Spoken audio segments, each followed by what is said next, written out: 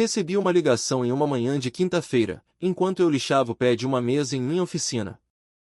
A voz do detetive era cautelosa, profissional. Senhor Antônio Silva? Ele perguntou. Precisamos que o senhor venha à delegacia. É sobre sua filha. Larguei minhas ferramentas, confuso. Detetive, acho que houve um erro. Eu só tenho um filho, o Ethan. Não tenho uma filha. Houve um longo silêncio na linha.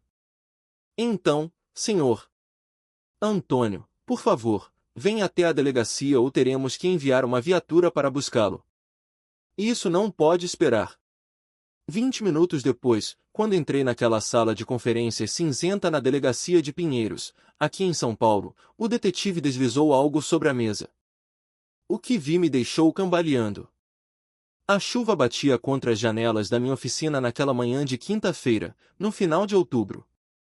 Eu estava lixando uma perna de mogno, o mesmo trabalho que faço há 30 anos nesta pequena marcenaria perto da rua Teodoro Sampaio. Aos 58 anos de idade ajustada, minhas mãos conheciam o ritmo.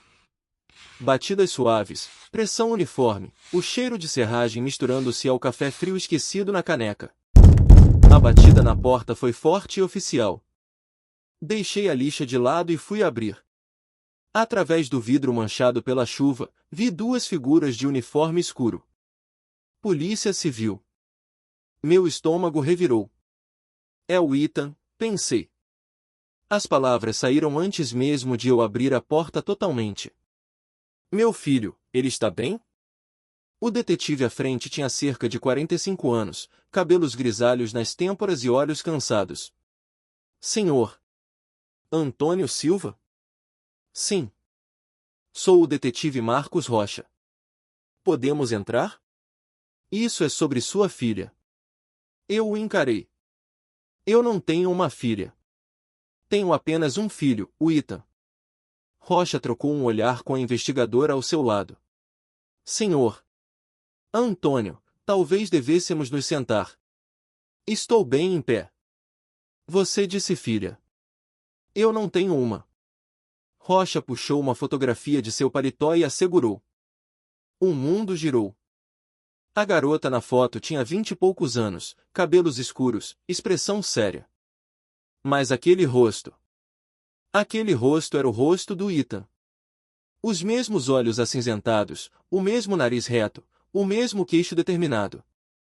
Até a pequena covinha no queixo combinava perfeitamente. O nome dela é Raíssa Silva, disse Rocha baixinho. 22 anos, desaparecida há 3 dias. Encontramos seu nome no apartamento dela, junto com registros de adoção. Adoção? A palavra parecia estrangeira. Os registros indicam que ela nasceu em 15 de outubro de 2002. Um parto de gêmeos. O outro bebê listado é Ethan. Minha mão agarrou a bancada. Ele nasceu naquele dia, mas só havia ele. Minha esposa me disse que nossa filha morreu horas após o parto. Os registros mostram que um bebê do sexo feminino foi entregue para adoção 3 dias após o nascimento, disse a investigadora gentilmente. Adotada por uma família no interior de Minas Gerais. 22 anos. Minha garganta estava apertada. Eu tive uma filha durante 22 anos e não sabia.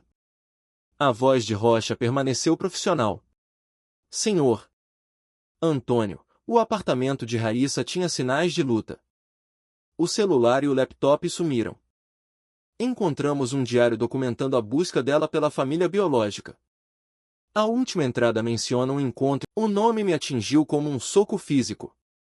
Silvana. Minha ex-mulher. Ela foi embora quando Ethan tinha apenas 3 meses. Não a vejo há 22 anos. Agora ela atende pelo nome de Silvana Sheffield, continuou Rocha. Ela é casada com Douglas Whittaker. Eles moram aqui nos Jardins. Senhor Antônio, acreditamos que Raíssa confrontou a mãe biológica e, pouco depois, desapareceu. As peças se encaixavam de forma afiada e feia. A voz de Rocha tornou-se grave. Senhor Antônio, precisamos que venha à delegacia. Há evidências que sugerem que sua filha não desapareceu por acidente. Alguém a levou. Olhei para o pé da mesa em minha mão, inacabado, abandonado. Minha vida normal tinha acabado de terminar. A rotina cuidadosa que construí por décadas despedaçou-se como vidro caindo no chão. Peguei minha jaqueta. Deixe-me trancar tudo, eu disse. Segui os detetives sob a chuva, deixando tudo para trás. Em algum lugar lá fora estava uma filha pela qual chorei por 22 anos. Uma filha que estava viva e em perigo. 20 minutos depois, eu estava sentado em uma sala de reuniões no Departamento de Polícia Civil, no centro de São Paulo, esperando o Ethan chegar. Rocha tinha me dado tempo para ligar para o meu filho e prepará-lo para a notícia que destruiria o mundo dele também. Mas como preparar alguém para saber que tinha uma irmã que nunca soube que existia? Uma gêmea. As luzes fluorescentes zumbiam no teto. Minhas mãos não paravam de tremer. A porta se abriu e Ethan entrou rápido, com a mochila no ombro e o rosto tenso de preocupação. Pai, o que está acontecendo? Você disse delegacia.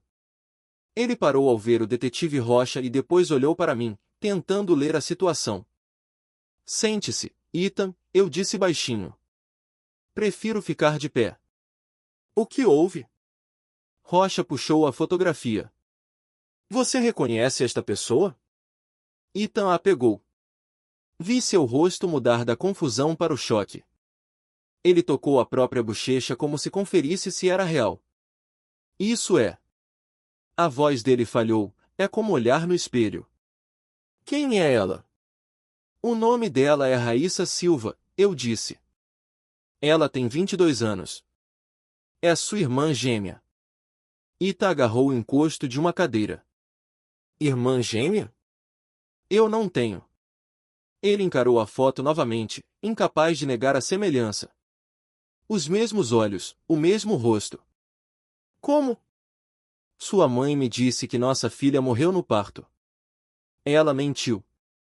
Ela entregou a Raíssa para adoção. Um casal em Minas Gerais a criou. A mãe sabia. A voz de Ethan soou oca. Ela sabia que eu tinha uma irmã. Rocha limpou a garganta. Tem mais. Raíssa foi dada como desaparecida há 3 dias. O apartamento dela perto da USP mostra sinais de luta. O celular e o laptop sumiram. Encontramos o diário dela. Ela descobriu que era adotada e estava procurando a família biológica. Esta entrada é de 3 semanas atrás. Ele leu em voz alta. Encontrei minha mãe biológica viva. Silvana Cavalcante, usando o nome Silvana Sheffield. Ela está em São Paulo. Ethan ficou pálido ao ouvir o nome da mãe que o abandonou. Sua mãe biológica é casada com Douglas Whittaker, continuou Rocha. Ele dirige a Whittaker Consultoria Financeira. Eles foram investigados por estelionato várias vezes. O alvo deles são pessoas ricas e vulneráveis. Viúvos, divorciados. 8 vítimas confirmadas em 15 anos. Golpistas, disse Ethan secamente. Rocha assentiu e tocou um breve áudio recuperado. Barulho de rua e depois a voz de Raíssa. Eu só quero entender o porquê. A gravação parou abruptamente. Ethan apertou a mesa. É ela. Minha irmã. Acreditamos que algo deu errado quando Raíssa confrontou Silvana há 3 dias, disse Rocha. Estamos seguindo todas as pistas, mas preciso que vocês dois fiquem fora desta investigação. Ficar fora? Eu me levantei. Minha filha está desaparecida há 3 dias. Alguém a levou. Senhor. Antônio, deixe conosco, Rocha inclinou-se para a frente. Se interferirem, podem comprometer tudo. Então investigue mais rápido, detetive, minha voz era dura. Minha filha está lá fora. Não vou ficar aqui sentado sem fazer nada. Do lado fora da delegacia, sob nuvens que ameaçavam mais chuva, Ita agarrou meu braço. Sua mão tremia. Eu tive uma irmã. Ele disse com a voz quebrada. Todo esse tempo eu tive uma gêmea e nunca soube. E agora alguém. Coloquei a mão em seu ombro. Nós vamos encontrá-la, Ethan. Começamos agora. Naquela noite, após passarmos horas em silêncio atordoado na minha casa processando a verdade impossível, eu soube que precisava de ajuda. Não da polícia. Eu precisava de alguém em quem pudesse confiar totalmente. Dirigi pelas ruas molhadas de São Paulo até o único lugar onde sempre consegui pensar com clareza. O bar do Murilo, na Vila Madalena, onde meu amigo mais antigo servia bebidas e guardava segredos. Murilo estava atrás do balcão de carvalho que eu mesmo construí para ele há 20 anos. Aos 58 anos, seu cabelo prateado brilhava sob a luz quente enquanto ele ria com um cliente. Quando seus olhos encontraram os meus, o sorriso dele morreu instantaneamente. Ele disse algo ao ajudante, que começou a conduzir os clientes para fora. Murilo virou a placa para fechado e trancou a porta. Em minutos, o bar estava vazio. Fala comigo, irmão, disse Murilo, me puxando para um abraço apertado. Seus olhos estavam preocupados quando olhou para Ethan. O que aconteceu? Contei tudo a ele. A visita da polícia, a foto da filha que eu não sabia que existia, Silvana vive usando um nome falso, o esquema de Douglas Whittaker e o desaparecimento de Raíssa. Ethan acrescentou detalhes, com a voz tremendo ao descrever o rosto da irmã. Murilo cerrou o maxilar enquanto ouvia. Eu nunca confiei naquela mulher. Nem no seu casamento, nem nunca. Eu deveria ter dito algo 22 anos atrás. Você não poderia saber. Eu deveria ter confiado nos meus instintos, a voz dele era feroz. Do que você precisa? A polícia é muito lenta, eu disse. Preciso agir agora, mas não posso fazer isso sozinho. Murilo serviu 3 doses de cachaça envelhecida e as deslizou pelo balcão. Você não está sozinho. Qual é o plano? Expliquei o padrão de Douglas e Silvana. Alvos ricos e vulneráveis, especialmente viúvos. Eu me encaixo nesse perfil, disse Murilo baixinho. É por isso que estou aqui. Você não é apenas um dono de bar. Você tem 5 estabelecimentos pelo estado agora.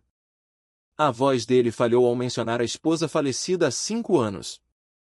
A dor não seria fingida. Silvana te conhecia como um barman duro. Ela não conhece o empresário que é dono de metade desta rua. Murilo assentiu. Quando começamos? Amanhã.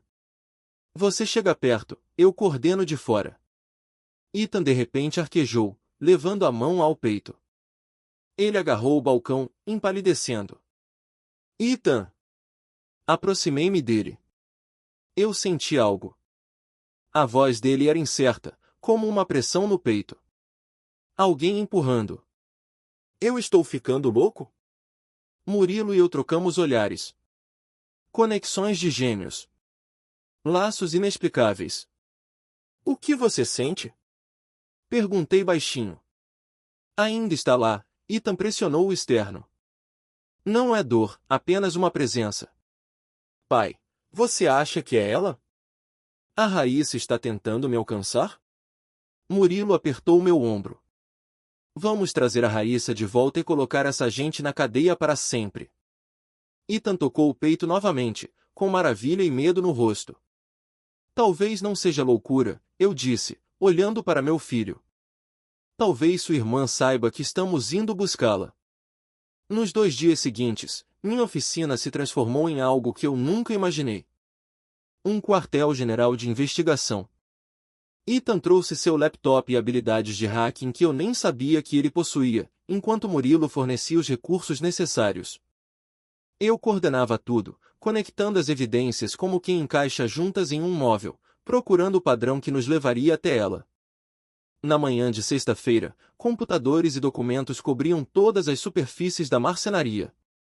Mapas de São Paulo estavam pendurados nas paredes e o cheiro de serragem agora se misturava ao aroma de café e eletrônicos. Ethan trabalhava com um foco intenso, acessando o armazenamento em nuvem de uma detetive particular que Raíssa havia contatado. Consegui, pai. Disse ele. O padrão está claro. Silvana identifica os alvos em grupos de apoio ao luto e eventos de caridade. Pessoas ricas e solitárias. Douglas investe o dinheiro delas em contas que desaparecem no exterior. Ethan puxou um arquivo. O antigo sócio de Douglas morreu em um acidente de carro pouco antes de testemunhar. O alvo atual é um senhor chamado Paulo Silveira, 62 anos, viúvo, com quase 1 milhão em economias. A nota diz: finalização em 5 dias. 5 dias para arruinar mais uma vida. Ethan então conseguiu abrir os e-mails da Raíssa. A última mensagem dela para a detetive dizia que ia confrontar a mãe biológica e gravar tudo. Olha isso, pai, disse Ethan, apontando para os registros de imóveis. Douglas é dono de um galpão na Vila Leopoldina através de uma empresa de fachada. Tem um porão. Nossos olhares se cruzaram. Um lugar para manter alguém escondido. E se a Raíssa estiver lá esse tempo todo? Ethan sussurrou. A noite de sábado chegou fria e escura. O distrito industrial estava cheio de prédios abandonados e postes quebrados. Murilo ficou no carro a um quarteirão de distância, com o motor ligado, enquanto Ethan e eu avançamos a pé. O galpão surgiu à frente, com janelas mortas, mas notei imediatamente um cadeado novo na porta lateral, brilhando contra o metal enferrujado. Lá dentro, nossas lanternas cortavam a escuridão entre destroços e equipamentos velhos. Ethan parou de repente, com a mão no peito. Ela esteve aqui. Eu sinto. Ela está com medo. Está com frio. Encontramos a entrada do porão atrás de umas prateleiras antigas, trancada com outro cadeado. Peguei minhas ferramentas para forçá-lo, mas faróis varreram o exterior do prédio. Abaixa! Sibilei, puxando Ethan para trás de uma máquina. Um homem entrou, checou a área com uma lanterna e saiu após 5 minutos. A voz de Murilo estalou no rádio. Patrulha de segurança, checagem regular. Não podemos arrombar agora, eu disse, lutando contra cada instinto meu. Se fizermos isso, eles saberão e podem movê-la. Ou coisa pior. Tivemos que recuar para o carro de Murilo. Ethan estava angustiado, mas eu sabia que precisávamos fazer Douglas pensar que estava vencendo para que ele revelasse onde ela estava sem nos dar tempo de falhar. Temos 4 dias até Douglas pegar o dinheiro do senhor. Paulo, eu disse. Murilo, você começa amanhã. Na manhã seguinte, Murilo entrou no grupo de apoio ao luto de uma igreja, vestindo um terno caro que o transformava de dono de bar em um empresário de sucesso. Eu estava no carro do outro lado da rua, ouvindo tudo pelo escuta em seu colarinho. Silvana estava lá, caçando. E Murilo estava prestes a se tornar a presa. Meu nome é Murilo, ele se apresentou, com a voz firme. Minha esposa partiu há 5 anos. Alguns dias parece que foi ontem. Ele mencionou ter vendido alguns negócios e estar com mais dinheiro do que sabia o que fazer. No intervalo para o café, vi pela janela quando Silvana se aproximou dele, refinada e simpática. Sou Sara, ela disse, usando seu nome falso e uma voz calorosa. Perdi meu marido há 2 anos. Eu entendo completamente esse vazio. Eles trocaram números. No dia seguinte, encontrarão-se em um café. Silvana logo mencionou seu consultor financeiro, Douglas Whittaker. Murilo fingiu incerteza. Tenho mais de 1 milhão parado e não entendo nada de investimentos. Mesmo do outro lado da rua, vi o brilho nos olhos dela. O peixe tinha fisgado a isca. Na tarde de domingo, observei do meu carro enquanto Murilo entrava na Whittaker Consultoria Financeira, na região da Avenida Paulista.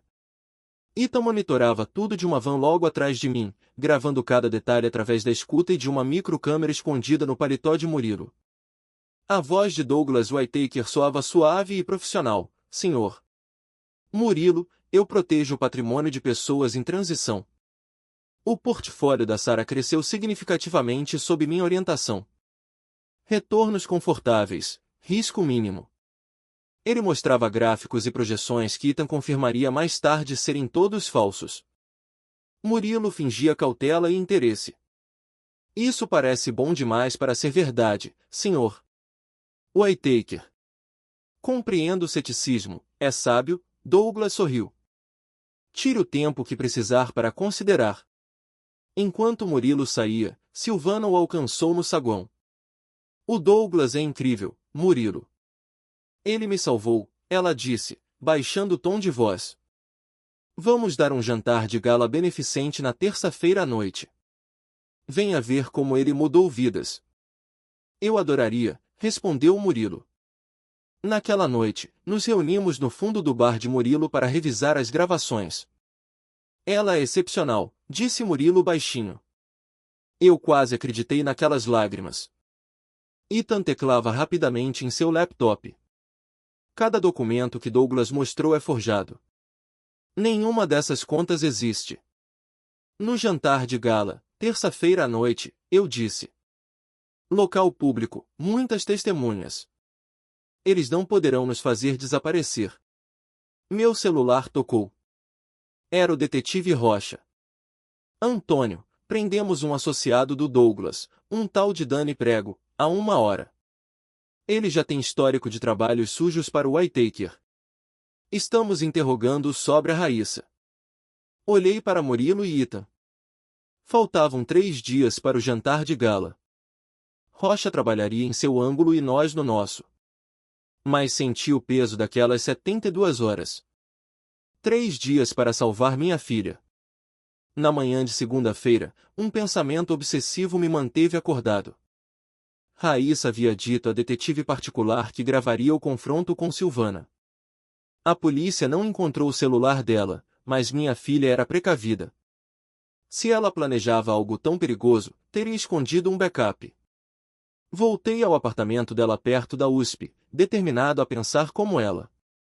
O pequeno estúdio parecia assombrado pela ausência dela. Enquanto Ethan buscava em espaços digitais, eu vasculhava o mundo físico, pensando como um artesão. Compartimentos secretos, fundos falsos. Vi os pertences de Raíssa com novos olhos.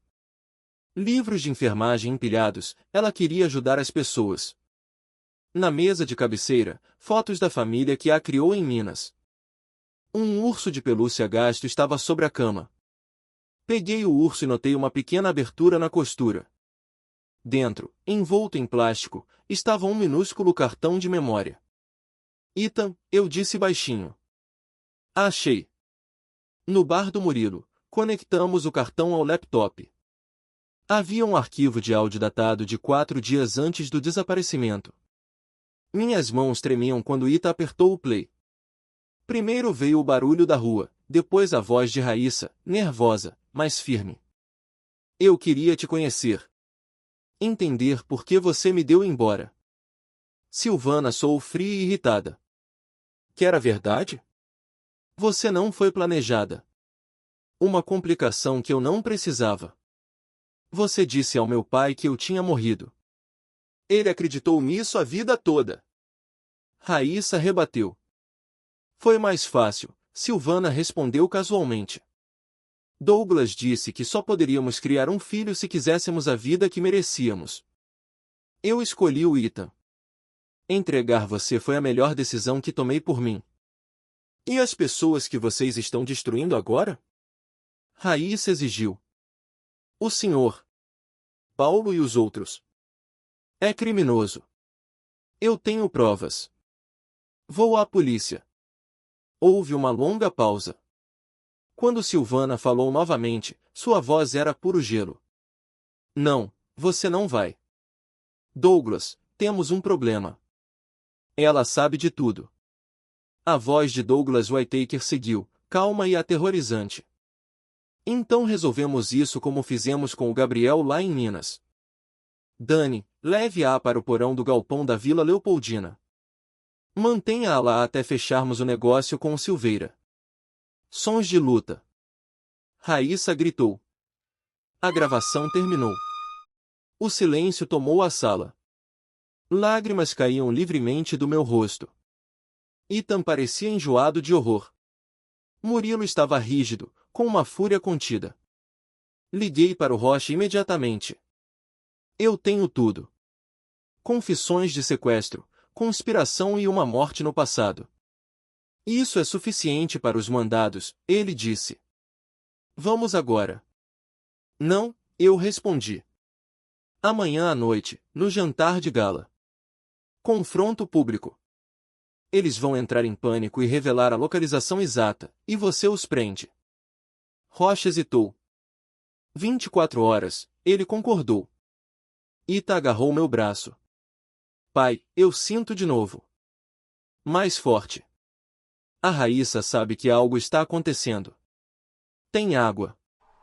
Ela ouve canos. O telefone de Murilo tocou. Era a voz alegre de Silvana, convidando-nos para o jantar e para um investimento exclusivo. Murilo encontrou meus olhos com ódio profundo. Estaremos lá amanhã à noite, ele disse. 24 horas. Depois disso, acabaríamos com eles de vez. A noite de terça-feira chegou fria e clara. O salão de festas do Terraço Itália brilhava sob lustres de cristal, com a luz se espalhando sobre champanhe e seda. Além das paredes de vidro, a cidade de São Paulo estendia-se infinita sob as estrelas de novembro. Cerca de 200 pessoas da elite paulistana circulavam, acreditando que participavam do jantar beneficente anual de Douglas Whittaker. Ninguém ali sabia que estava prestes a ver dois predadores caírem em uma armadilha. Ajustei a gravata emprestada, cara e desconfortável. Murilo estava ao meu lado em um terno sob medida, interpretando o investidor de sucesso uma última vez. Do outro lado da sala, Ita misturava-se à multidão com o equipamento de gravação escondido em seu paletó. O detetive Rocha e seus oficiais haviam cercado todas as saídas uma hora antes. Hoje isso terminaria. Lá está ela, Murilo disse suavemente. Silvana atravessou a sala em um vestido de seda esmeralda, com um sorriso impecável e uma confiança praticada. Ela não me reconheceu.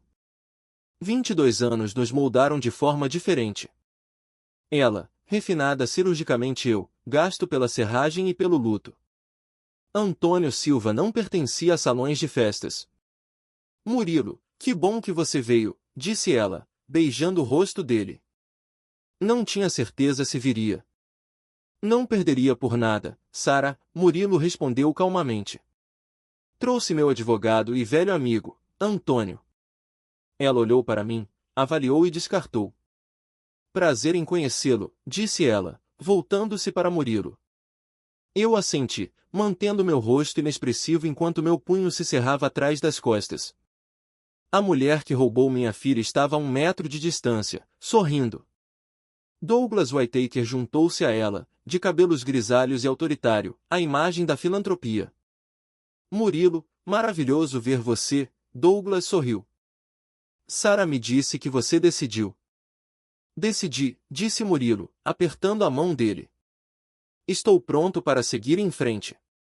1.200.000. Douglas sorriu, satisfeito. Excelente. Vamos até o escritório para finalizar tudo. Na verdade, disse Murilo, com a voz endurecendo, quero fazer isso publicamente. Ele pegou o microfone do palco. A música parou. As conversas silenciaram. Senhoras e senhores, obrigado, anunciou Murilo. Quero agradecer a Douglas Whittaker e Sara Mitchell pela orientação nestes últimos dias. Eles me mostraram oportunidades impressionantes. Mas antes de assinar qualquer coisa, preciso esclarecer algo. A sala ficou tensa. Meu nome é Murilo, disse ele. Mas não sou o viúvo que vocês acreditam. Não sou o alvo dele. Sou o aliado dele. Eu dei um passo à frente, removendo os óculos. Meu nome é Antônio Silva. 22 anos atrás, eu era casado com Silvana Cavalcante. Ela me disse que nossa filha morreu no nascimento. Era mentira. Douglas tentou ir em direção a uma saída, mas policiais fecharam o caminho. Vocês levaram nossa filha, Raíssa, continuei. Vocês a entregaram a estranhos e me disseram que ela estava morta. Quando ela os encontrou e soube quem vocês eram, vocês a levaram novamente. Isso é ridículo. Douglas explodiu. Segurança! Não há segurança vindo, Murilo respondeu. Apenas a polícia e as evidências. Sinalizei para Ethan. Senhoras e senhores, eu disse, vocês ouvirão a voz da minha filha. A última conversa antes de Douglas Whittaker e Silvana Cavalcante apagarem. Ethan levantou a caixa de som. Silvana tentou avançar, mas um policial a conteve. A multidão prendeu a respiração enquanto o áudio preenchia o salão. Cada palavra fria de Silvana e cada instrução ameaçadora de Douglas foram transmitidas para a elite de São Paulo, sem filtro. Nós queríamos o menino, Ethan. Você era excesso, a voz gravada de Silvana soou plana. Houve exclamações de horror na plateia. Então a voz de Douglas cortou. Resolva como fizemos com o Gabriel. Leve-a para o porão do galpão da Vila Leopoldina. Mantenha-a lá até terminarmos com o Silveira. Sons de luta e o grito de Raíssa preencheram o silêncio atordoado. Paulo Silveira, o próximo alvo, estava paralisado perto do bar, perdendo a cor ao entender o que o esperava. Silvana olhava para a caixa de som, vendo sua vida desmoronar em tempo real. Ela está bem. Nós não a machucamos. Ela começou a gritar, em desespero. No galpão da Vila Leopoldina. No porão, no canto dos fundos. Ela está lá. Douglas avançou contra ela, furioso. Sua estúpida. Ele rugiu. 2 policiais o interceptaram. O detetive Rocha deu um passo à frente. Silvana Cavalcante, Douglas Whittaker. Vocês estão presos. Sequestro, conspiração, estelionato e envolvimento em morte. As algemas de aço fecharam-se em seus pulsos. Eles levaram Silvana por entre a multidão. Ela olhou para mim, com a maquiagem escorrendo pelo rosto perfeito. Sinto muito, ela sussurrou. Eu sei que você não acredita, mas eu sinto, a voz dela falhou. Mantive meu olhar firme e frio. Você tem razão. Eu não acredito. Rocha tocou meu ombro. Estamos enviando unidades para o galpão agora. Meu celular vibrou. Atendi imediatamente. Pai. Era a voz de Ethan, chorando. Encontraram ela. Ela está viva. A Raíssa está viva e está chamando por você. O salão desapareceu. A multidão, os lustres, a prisão de Silvana. Nada mais importava. Estou indo, eu disse, com a voz embargada. Diga a ela que estou indo agora mesmo. As viaturas da Polícia Civil cortavam o trânsito da Marginal Tietê com as sirenes ligadas, abrindo caminho para o meu carro. Ethan e eu não dissemos uma palavra durante todo o trajeto até a Vila Leopoldina. Ele estava com a mão no peito, os olhos fechados, como se estivesse ancorando a irmã através daquela conexão invisível que os unia. Quando chegamos ao galpão, o local estava iluminado por luzes vermelhas e azuis. O detetive Rocha já estava lá. Ela está na ambulância, Antônio, disse ele, segurando meu braço. Está desidratada e em choque, mas está viva. Corremos até a unidade do SAMU estacionada logo à frente. Quando a porta se abriu, eu a vi. Raíssa estava envolta em uma manta térmica prateada. Seus cabelos escuros estavam desgrenhados e havia hematomas em seus pulsos, mas quando ela virou o rosto e seus olhos encontraram os meus, o tempo parou. Eram os olhos da minha mãe. Eram os olhos que eu imaginei ver no necrotério 22 anos atrás. Pai? A voz dela era um sussurro rouco, quase inaudível. Estou aqui, minha filha. Estou aqui, eu caí de joelhos ao lado da maca, segurando sua mão fria. Ethan se aproximou, e o encontro dos dois foi algo que nenhuma palavra pode descrever. Gêmeos que foram separados pela ganância e pelo egoísmo, agora reunidos pela coragem. Eles não precisaram de palavras. Ethan apenas encostou sua testa na dela, e ambos choraram em silêncio. 6 meses se passaram desde aquela noite no Terraço Itália. Hoje, minha oficina na Teodoro Sampaio cheira a mogno e a um novo começo. Silvana e Douglas foram condenados a longas penas de prisão em Tremembé.